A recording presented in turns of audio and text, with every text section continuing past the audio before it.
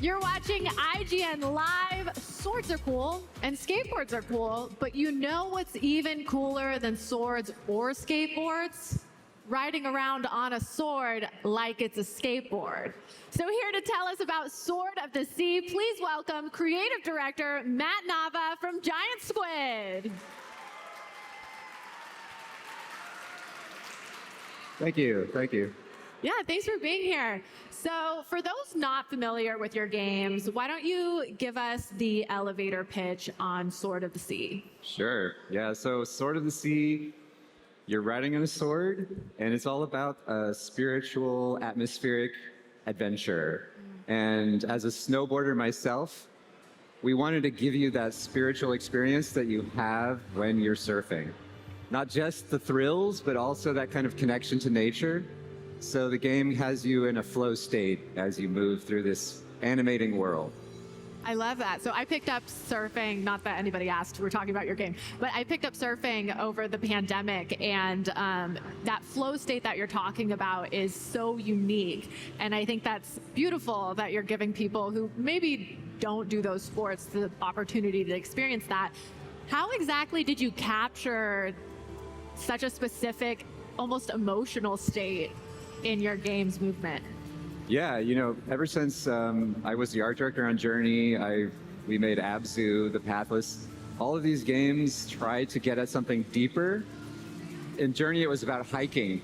In Abzu, it was about scuba diving. This game is about surfing and snowboarding.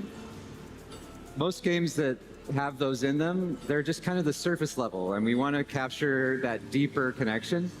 So we create this focus on the movement. There's no dialogue, and we just let you really immerse in the environment.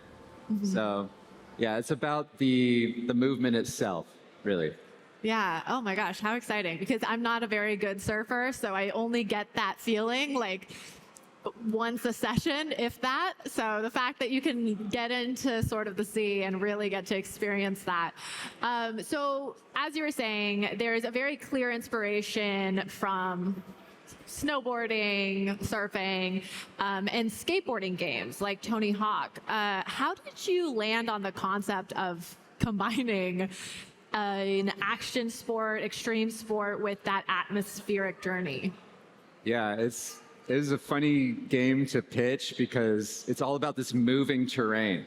And when you show a piece of concept art, people can't imagine it in motion. So it's be like, imagine it moving, you know?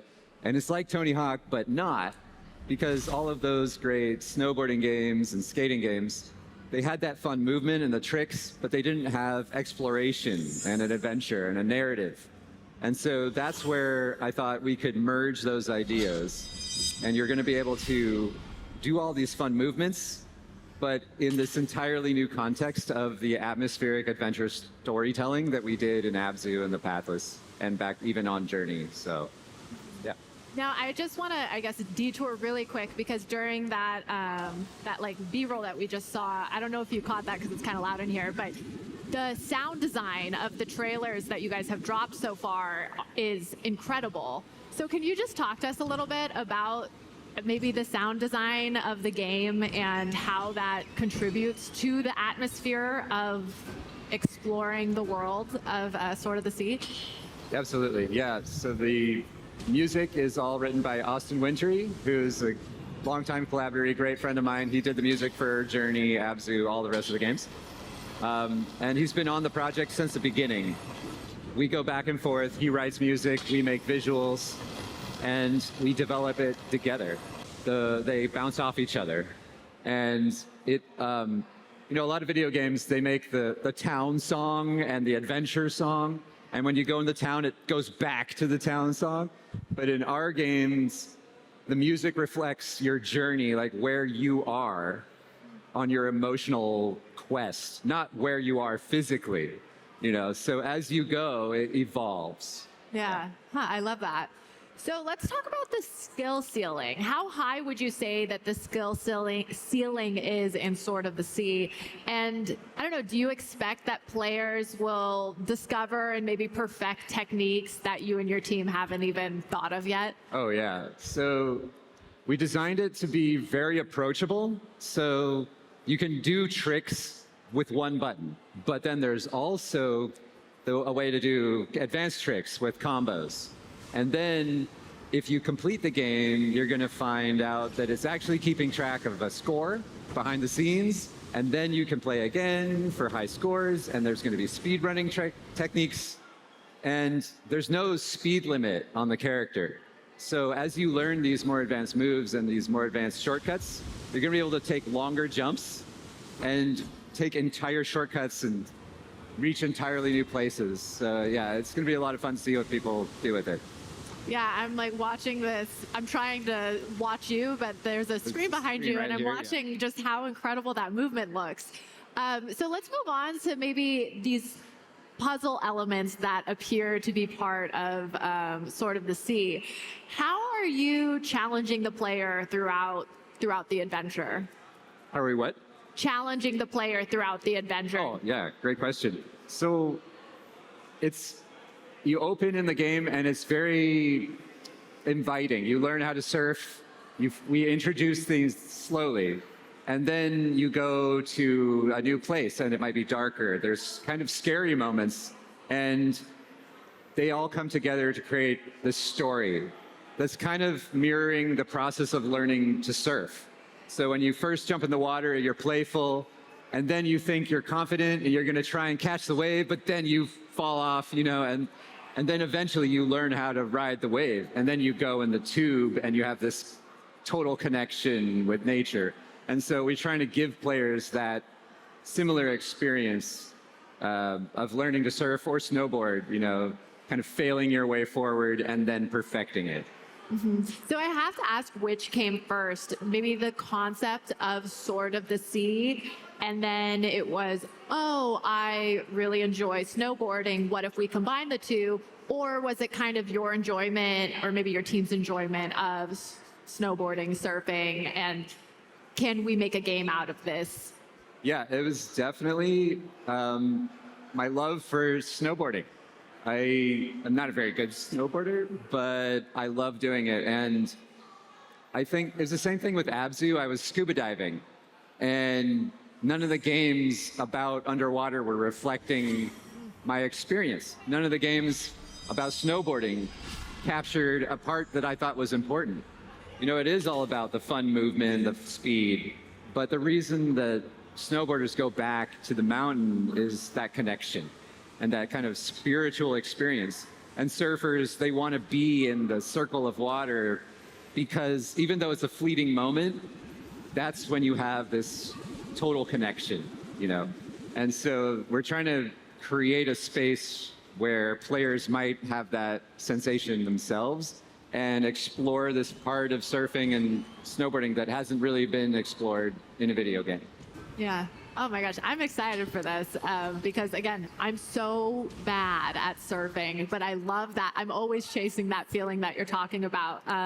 So let's talk about the move. Kind of go back to the movement for a second. Your studio's last game, the Pathless, also focused on fluid movement, but in a very different way. Maybe can you talk to us about what your team learned from that experience of creating the Pathless and how that's informing Sword of the Sea? Absolutely. Yeah, we often looked at Abzu and the Pathless on this kind of spectrum, and we're like, where does this pendulum land? And it's kind of between, Abzu is this very atmospheric, almost slow-paced movement, ballet. We called it ballet. And then in Pathless, you got into this rhythm. It was almost a rhythm game because you're shooting the talismans and you're running fast. And you get into this flow state, and that is something that we carried over. We wanted to have this moment-to-moment just engagement. And so that's what the waves give you. There's always a crest coming at you that you can jump off and do a trick. And because the waves are in motion, you're constantly evaluating where they will be when you get to them and your momentum and your speed. So it engages you second to second on this way that you just kind of get used to.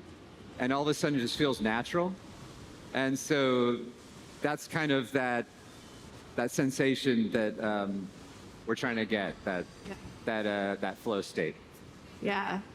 well, I was just going to say, which sounds like the experience of when you really are kind of in that flow state with nature. And it's like you're an extension of nature, or nature's an extension of you, and you're kind of just weaving together. Like at first you're practicing and you're really conscious of everything you're doing and trying to do it better. But then you get to a point where your body is just moving, automatically. And it's just, like you said, it's an extension of you now. And the board itself is part of you, and you're just flowing. So real quick, because I've kept you talking for too long, that's my bad. But I just want to ask, so whether it be Abzu, the Pathless, or even Journey, there's been a subtle message underneath them. What can you say about Sword of the Sea in that regard? Oh, it's absolutely there. All of our games have a message about environmentalism. In the game, it starts as this desolate desert, and you unveil an ocean, and you see the kind of devastation of the culture that came before. And this is something that you saw in Abzu's too. And I think that, the game isn't trying to hit you over the head with like this kind of messaging, but it's there to kind of highlight, what's happening in our world, and and in our way, kind of, make people aware. So, yeah, I love that. It's a really important message too, very timely. So real fast, remind us, when can we get our hands on Sword of the Sea? Sword of the Sea is coming out August 19th. It'll be on the PS5 and PC. So, yeah. Amazing. Well, Matt, thank you so much for coming by. You can check out Sword of the Sea on August 19th this year on PC and PS5. But right now, stick around for more IGN Live.